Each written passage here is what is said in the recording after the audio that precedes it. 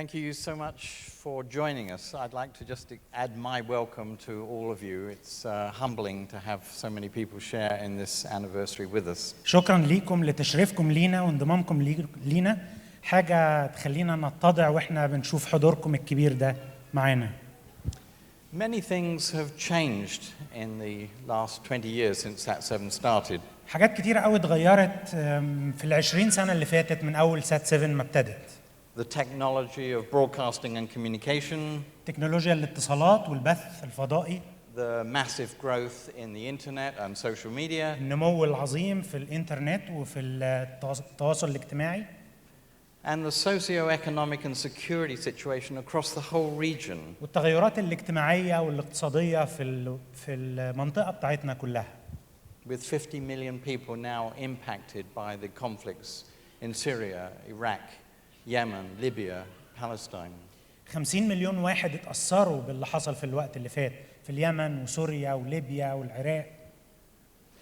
But what really stands out for me as I have lived through these 2 decades of سات-7 is really the faithfulness of the church.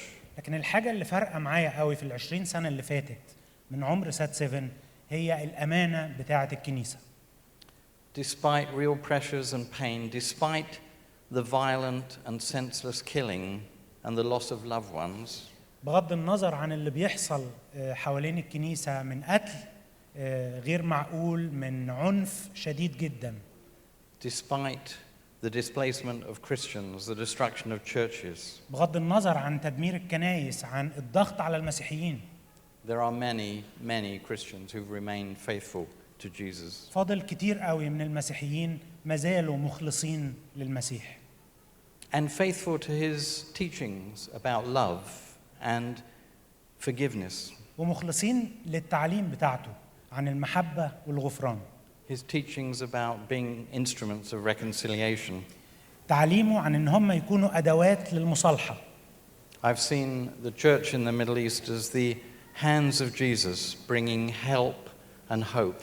شفت الكنيسة في الشرق الأوسط تمثل أيدي المسيح لتقدم مساعدة وتعزية للناس.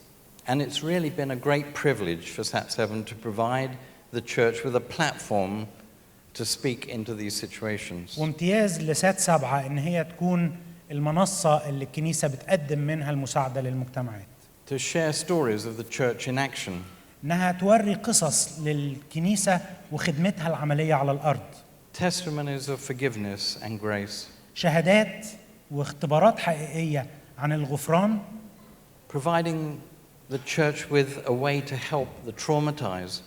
تمد الكنيسة بوسائل إن هي تساعد المصدومين بسبب الظروف اللي بتحصل.